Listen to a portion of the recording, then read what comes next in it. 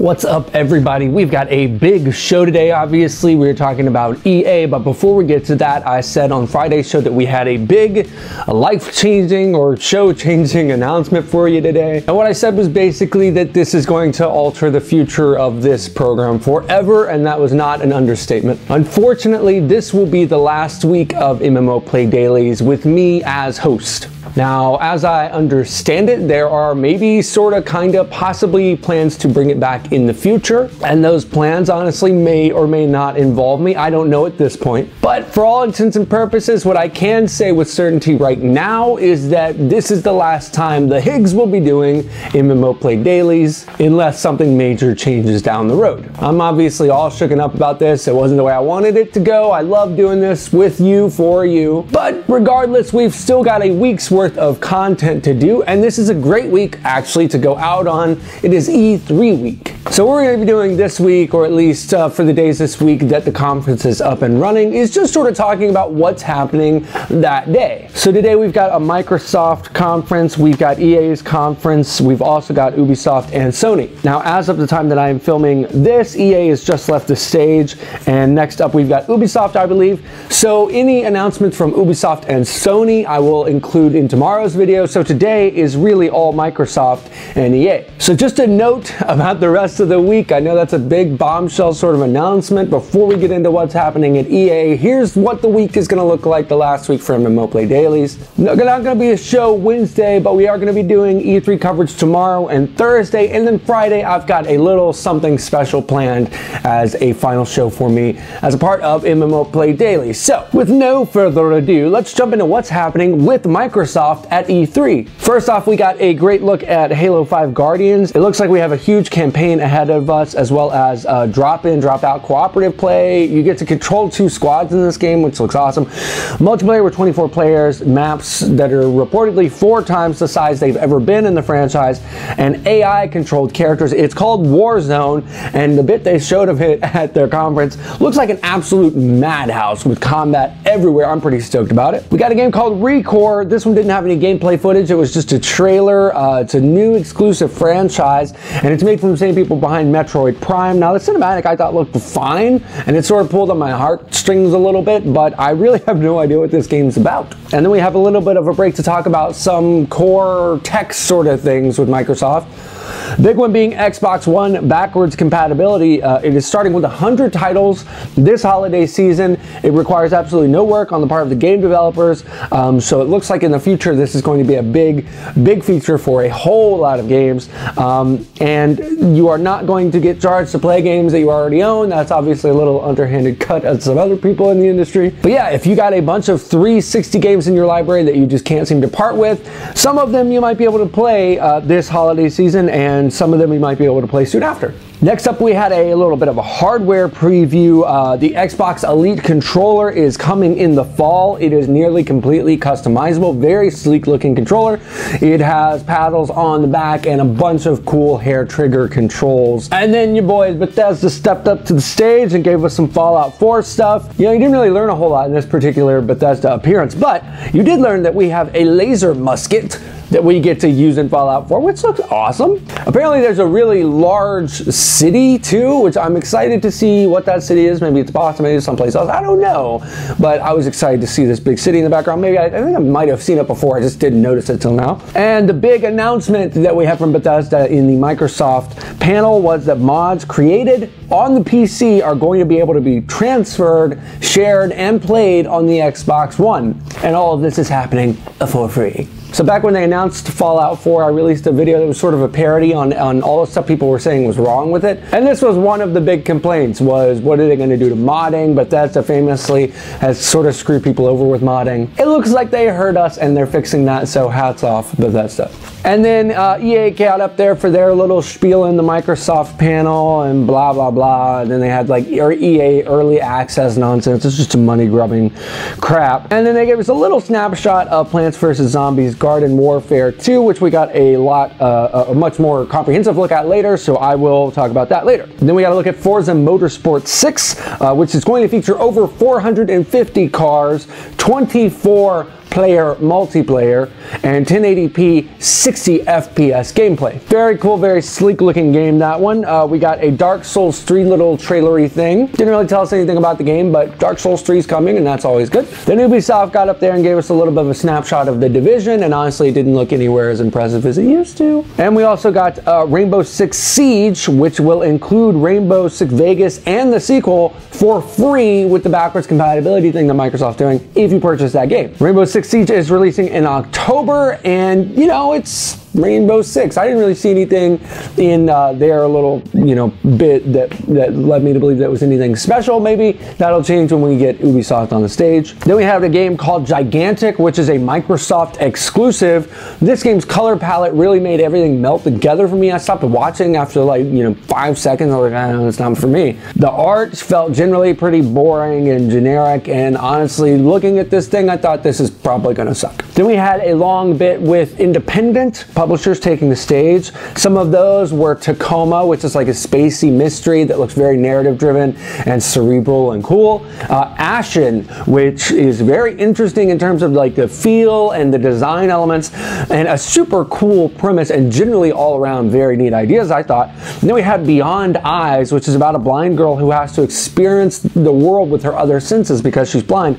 And that's a cool enough idea, but I loved how you only get to see things sort of in your immediate vicinity because you're picking them with your other senses. I thought that is a great example of having a narrative device and a game mechanic device meld to make this completely unique experience that you really aren't going to get in any other game. We also had Cuphead. So cool this game looks. It's got an old school Disney sort of feel. Definitely a very new idea that I'm excited about. And then we had to wrap up the independents, we had the Xbox game preview, which lets you try games out before you buy them.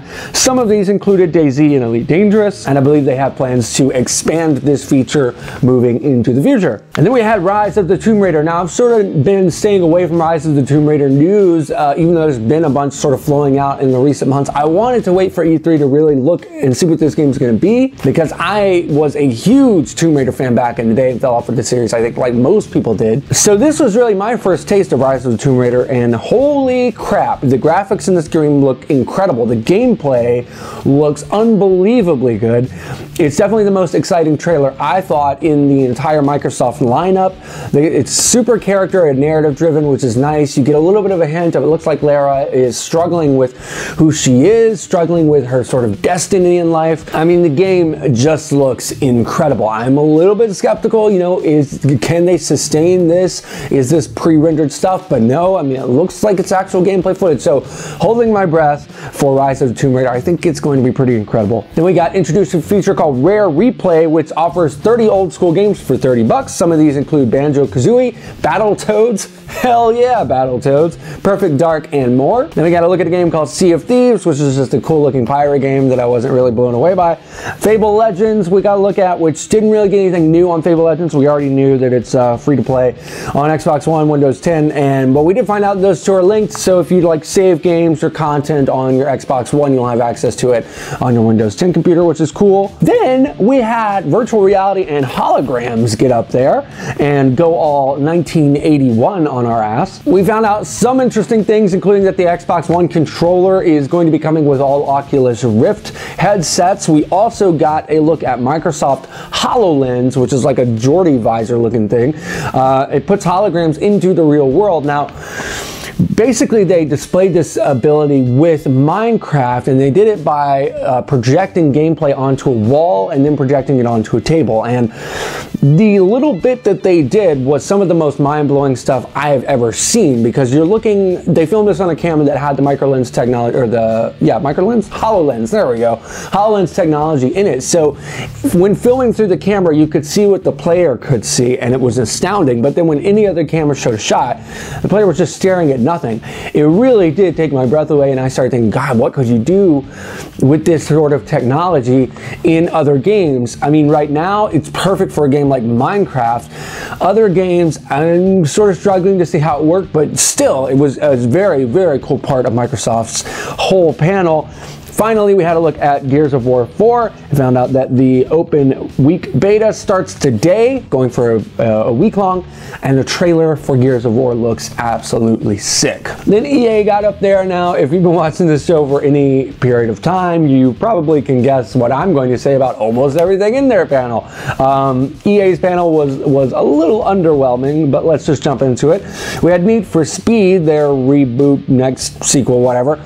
Very realistic graphics, very sick looking graphics, tons of customization. Looking at a November 3rd release for that.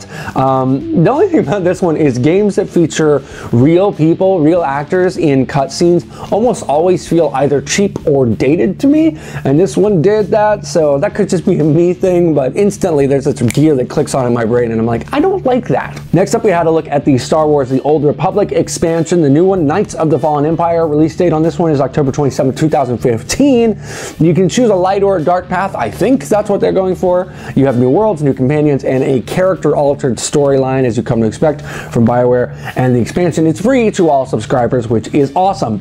Then we got to look at a little game called Unravel. So this game features a character named Yarny, who is a small character made up of yarn. It's a physics-based game in which you sort of use your yarn to try and navigate the world that you're in. And this little game, I'm just going to say, I had not heard of it. Looking at it, this game's going to be a big deal. It looks very fun. It's very approachable. A 5-year-old could love this game. A 50-year-old could love this game. It's one of those kinds of games. Then we got our really comprehensive look at Plants vs. Zombies Garden Warfare 2. So you play as the zombies trying to kill the plants. There's some new classes, my personal favorite being the new sniper class, Captain Deadbeard. Not because he's a sniper or any of his abilities are cool, I just like that name.